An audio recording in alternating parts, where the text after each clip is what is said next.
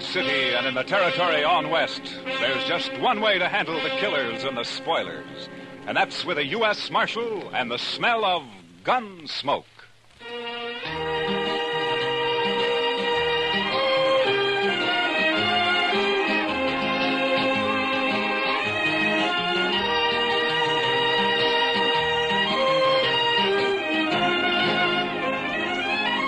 Gunsmoke, starring William Conrad. The transcribed story of the violence that moved west with young America. The story of a man who moved with it. Matt Dillon, United States Marshal.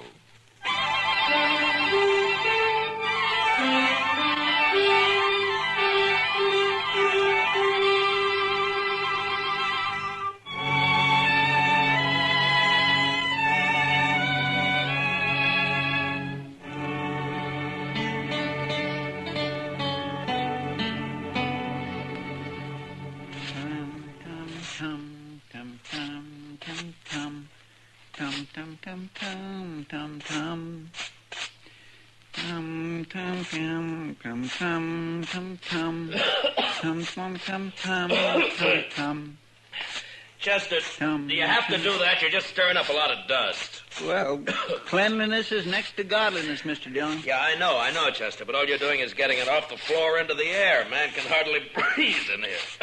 All right, Mr. Dillon. I'll do my sweeping later. Yeah, good. My mother taught me that, Mr. Dillon. Taught you what, Chester? That cleanliness is next to godliness. She was a fine woman, too. Oh, look, Chester, it's a good saying, and it's probably true, and I got nothing against your mother, except that she also should have taught you how to sweep. Well, maybe she just didn't have the time, Mr. Dillon. You see, there was an awful lot of us, and what with chores and... Oh, hello, Doc. Come on, I'll buy you a drink. What? Doc said he'd buy you a drink, Mr. Dillon. He really said that? You coming? Doc, you got to quit throwing your money around the way you do. Maybe you don't need a drink. No, wait a minute, Doc. I'm with you. I'll tell you all about it when I get back, Chester. I'd be mighty interested, Mr. Dillon.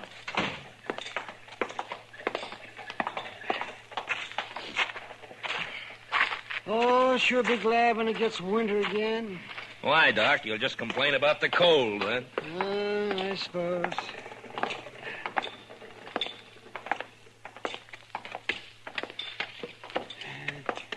You go sit with Kitty, Matt. I'll bring a bottle of Irish over. Okay, Doc.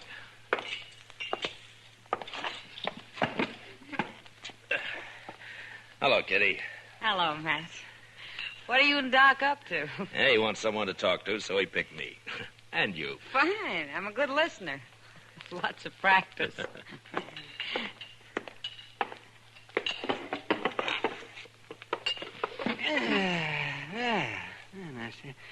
You like Jameson's, don't you, Kitty? Sure, Doc. What are we celebrating? Let's see here. We'll drink to a fella that you don't know. Cain Vestal. Well, here's to him.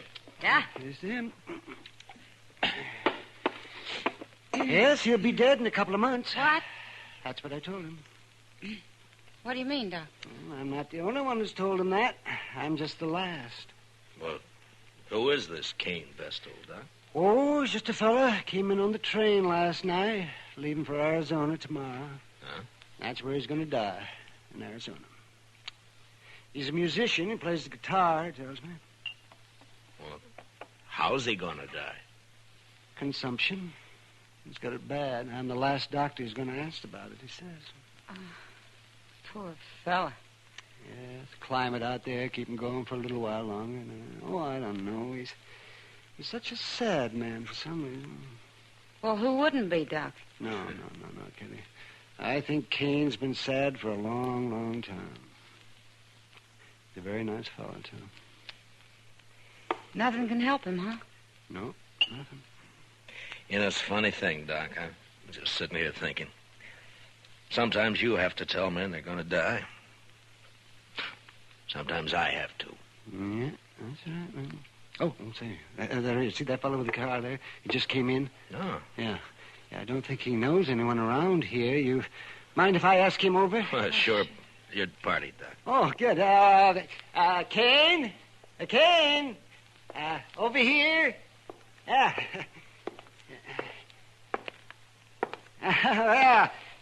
Sit down. Sit down. Cain, this is Kitty. Hello, Miss Cain. Kitty. This is Marshal Dillon. Hello, Marshal. Pleasure to meet you. He's doing it, yeah. Sit down. There we are. Have a drink. Well, thank you, Doc. This your first trip west, Cain? Yes, Marshal, it is. Well, where are you from? Why, no place in particular, Miss Kitty. I seem to spend most of my life on the Mississippi River. I thought you were a musician. I am. I was hired to ride the river boats and play my guitar for the passengers. Oh.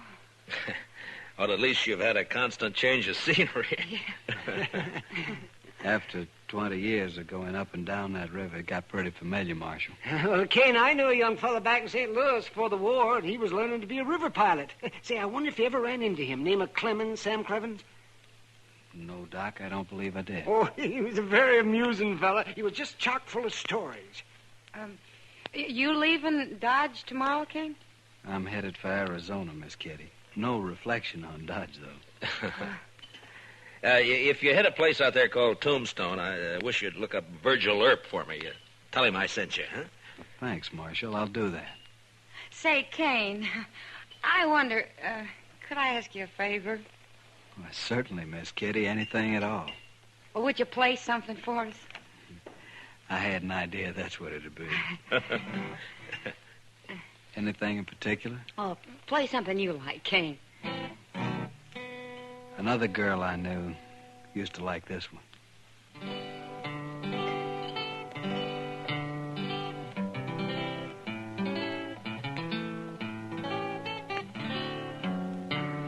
Nice.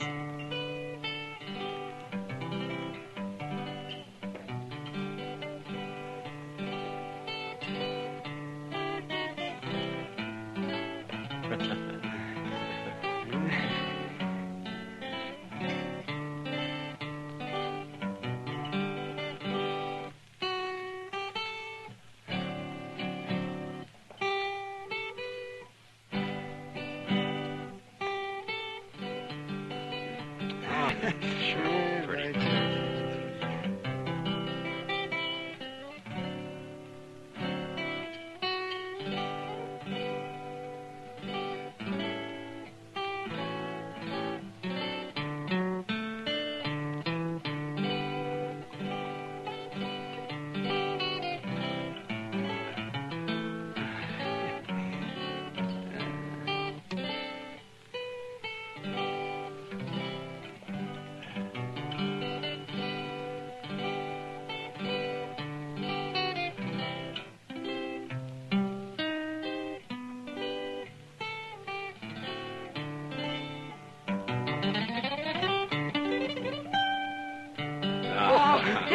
Fine, that Cain, was just very fine. That was Thank you, Miss Kitty. I wish you were going to stay here a while. Maybe you could teach me to play like that, huh? It'd be a pleasure, Miss Kitty. But I'm afraid I won't be around for long.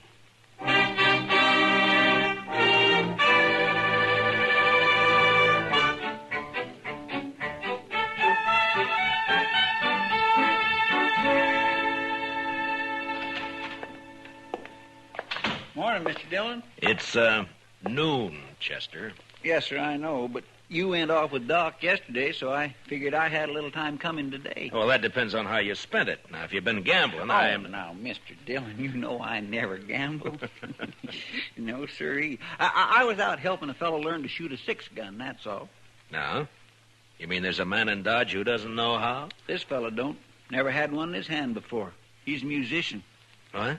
Plays the guitar, he told me. You mean Cain? Cain Vestal? Yes, sir, that's his name. Nice a fellow you'd ever want to meet. Yeah. But he was supposed to leave on the stage this morning. And what's he done with his 6-gun anyway? Well, I don't know, Mr. Dillon. He just come by here early this morning and asked me if I'd teach him. Now, where'd he get the gun? Said he just bought it. Anything wrong, Mr. Dillon? No. It just doesn't add up somehow, that's all. Oh, well, he won't cause any trouble. He's not the sort. You never know, Chester. No, sir. My Kitty looks pretty this morning. She's got a yellow parasol, Mr. Dillon. Kitty? Oh, I think I'll go see her for a minute. I'll be right back, Chester. Yes, sir, Mr. Dillon.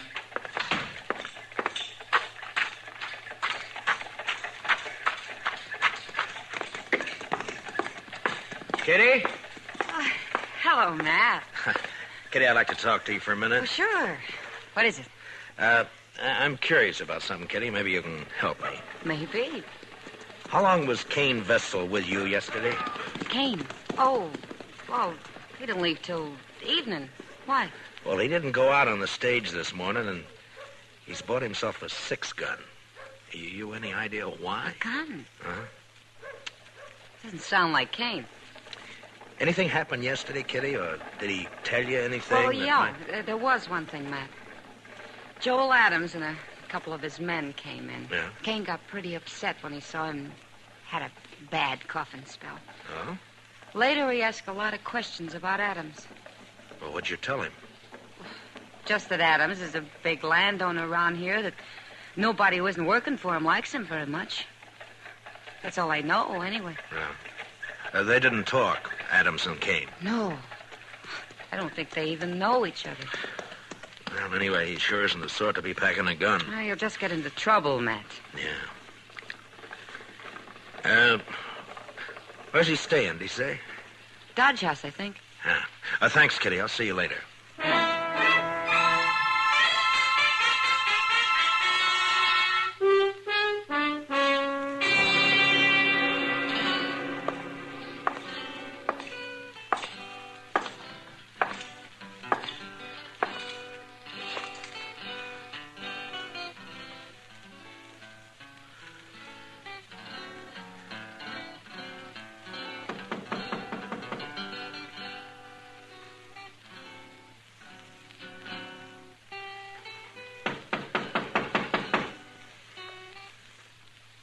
Come in.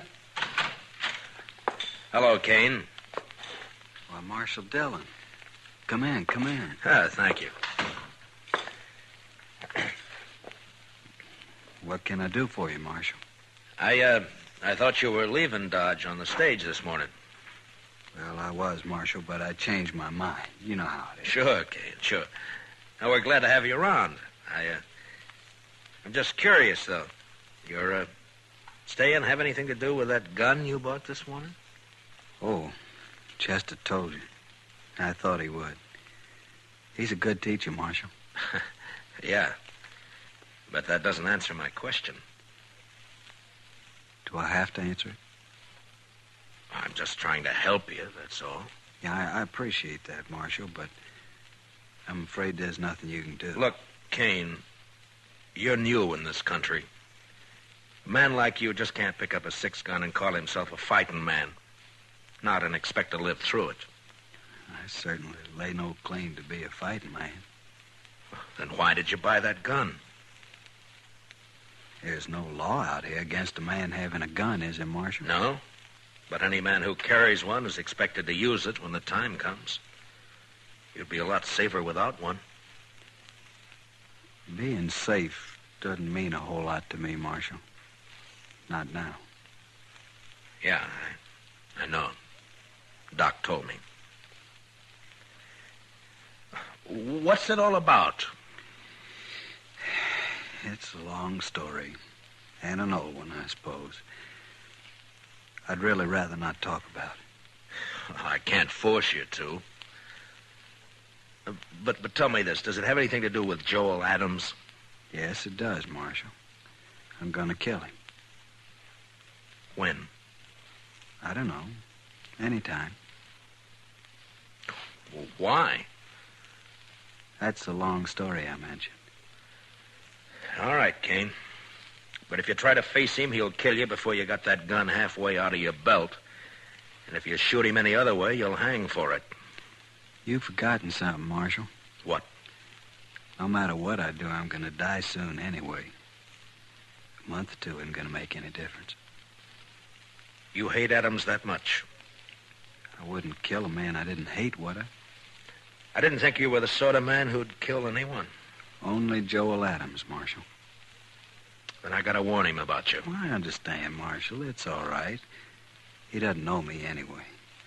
Never even saw me before. But you want to kill him. Yes, sir. Well, I'll take your gun away from you, but you'll just find another one. And I can't arrest you unless I catch you trying to bushwhack him. I'm sorry for the trouble I'm causing you, Marshal. You know, I've never had to deal with a man like you before, Cain. Maybe I ought to just tie you up and throw you on that stage. You could. But I'd just come right back. Yeah, I guess you would. I'm sorry this has to happen here in Dodge, Marshal. Then why don't you leave? I guess I hate Joel Adams too much. All right, Cain, I'm through trying to convince you.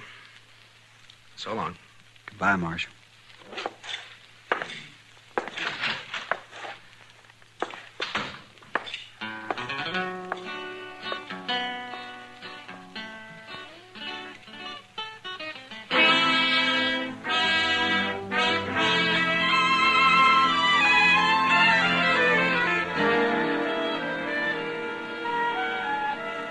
I never heard of Cain Vestal, Marshal, and I never saw him before last night. You must have known him somewhere, Adams. You're trying to make me out a liar, Marshal. I'm trying to save Cain's life and yours, maybe. Oh, he ain't gonna shoot me. I'll kill him first time he looks sidewise. Maybe you won't see him. Oh, shoot me in the back, eh? Well, in that case, In that case, what? Why, nothing, Dillon, nothing. Forget it.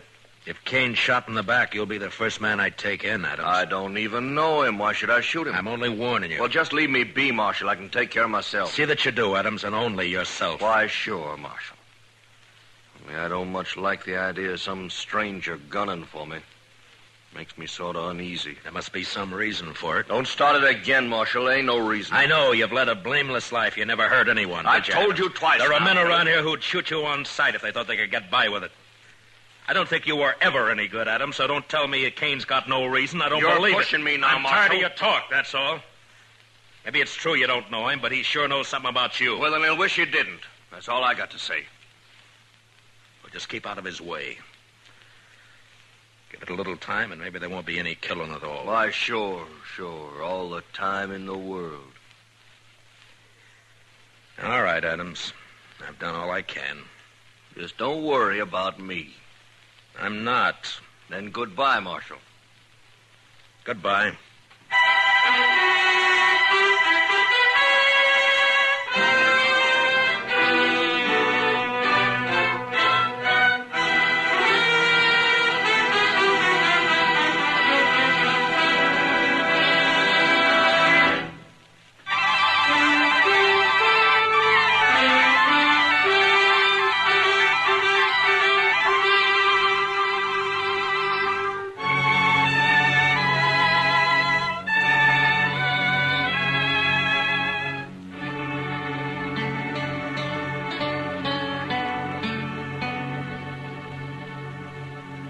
Sure is quiet around town tonight, Mr. Dillon. Yeah. There's a trail herd due in a couple of days. I suppose business will pick up then. You'd think those cowboys be too tuckered out after a ride like that to have any juice left in them at all, Mr. Dillon. Yeah, they're too poor to cut loose any other time. Well, that don't stop them down in Texas, Mr. Dillon. No? No. It's just like an uncle of mine back in Waco. He was poor, oh, he was mean poor. But he always said the only good money was to have fun with. Oh, did he have fun? But no, sir. He was too poor, like I said. All right, Chester, all right. All I ask is that you don't try to explain it to me. Well, but there's nothing to explain, Mr. Dillon. It's just that he was forget the one poorest Chester. man you'd ever... Marshal, say, you want to talk to Cain Vestal? What? Cain is upstairs in my office. He been shot? No, not shot. Beat up. Well, how is he, Doc? Well, it's not too bad. A couple of cowboys found him just outside of town. They heard a shot and said 2 men rode off before they could stop them. Yeah? And I guess whoever it was, they didn't have time to finish the job. They just got started working on him. So Adams made the first move, huh? I'll be back soon, Chester. Yes, sir, Mr. Dillon. They hit him on the head with a gun butt. Scratched him up some. Outside of that, he's fine. It's still assault, even if they didn't kill him, Doc. Yeah, I suppose it is. Anyway, they took a shot at him when they heard those riders coming along. Went right through his coat. Yeah. They probably think he's dead. So that's where you went, Doc. I might have known. Didn't even give you a chance to use that gun, did he, Cain? I didn't have a gun on me, Marshal, but it wasn't he. It was they. Huh? Did you recognize them? Well, I don't know many people around here. You know Joel Adams, so you told me. It wasn't Adam. Could you pick him out if you saw him again? No, Marshal, I don't believe I could. Where were you when they grabbed you, Cain? End of Front Street. I was taking a walk after supper. They rode up behind me, one on each side, lifted me up, and carried me out of town a ways. You must have got a good look at them, at least when they got off their horses. It was too dark, Marshal. Yeah. Doc, how long's he been here? Oh, about half an hour, Marshal. Why? Those cowboys who saw you, Cain, they brought you right in here, didn't they? Yes. So it was maybe an hour ago when those two men hauled you out of town? It was plenty light enough then. Was it, Marshal? You're gonna fight it yourself, aren't you? Yes, Marshal. It's my affair. It was, Cain, but you've been assaulted and shot at, so it's the law's business now. I won't prefer any charges, Marshal. You don't have to. I've seen you, and I know who did it, or who hired it done, as well as you do. Please, Marshal. I got to handle this my own way. There's a law that says you can't murder a man, Cain, and the same law says he can't murder you. Are you so full of hate you can't get that through your head? I guess that's it, Marshal. All right, Cain. You do what you have to do. So will I.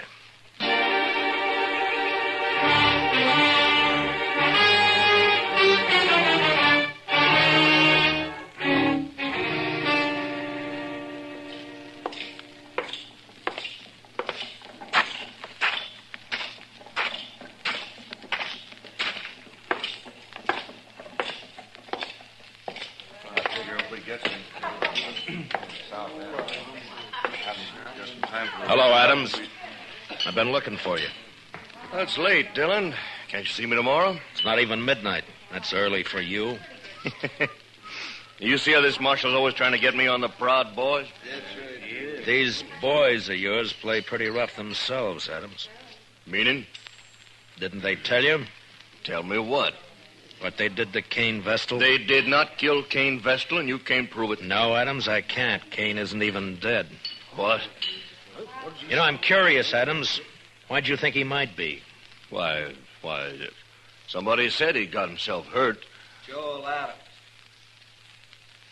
You arranged this, Marshal. You know I didn't. Who is he? What does he want? Hello, Joel Adams. Don't strain yourself so you don't know me. Who are you? Cain Vestal. But my name doesn't matter. What are you haunting me for? I never saw you before in my life. That's true. You didn't. But we had a friend in common once. A friend? Who?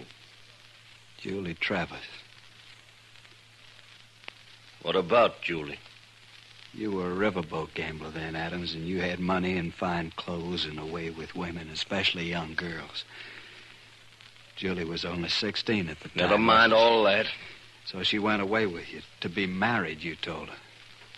Oh. I think I guessed the rest. You wanted to marry her, but I got her instead. Is that it? That's it, Adams. That's exactly it. Oh, now I thought you really had something on your mind, Vestal.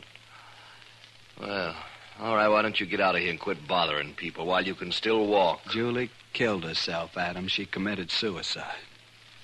What? You didn't know that, did you? Well, it's got nothing to do with me. Because you never married her after all. It was just a year after you abandoned her in New Orleans. I think it has a lot to do with you, Joel Adams. What are your plans, mister? I see you got a gun in your belt. Gonna kill you. Oh, so? When? Now. Right now. All right, Vestal, draw. Leave the gun where it is, Cain. One thing I always promised myself, Adams. Someday I'd spit in your face. Why, you...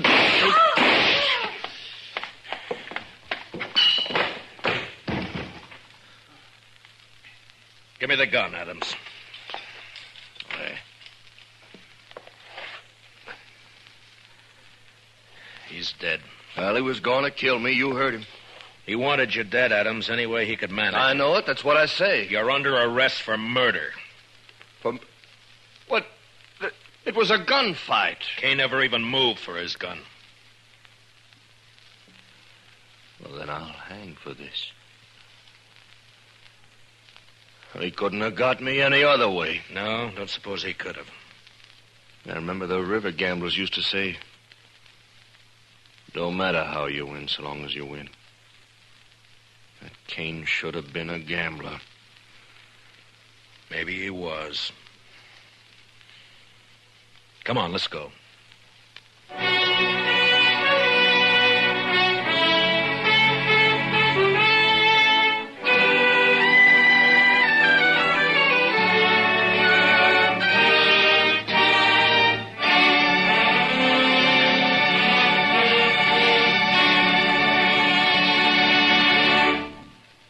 Gunsmoke, transcribed under the direction of Norman MacDonald, stars William Conrad as Matt Dillon, U.S. Marshal. Tonight's story was especially written for Gunsmoke by John Meston, with music composed and conducted by Rex Corey. Featured in the cast were Harry Bartell with Georgia Ellis and Larry Dobkin. Parley Bayer is Chester, Howard McNear is Doc. Clancy Cassell speaking. Join us again next week as Matt Dillon, U.S. Marshal, fights to bring law and order out of the wild violence of the West in Gunsmoke.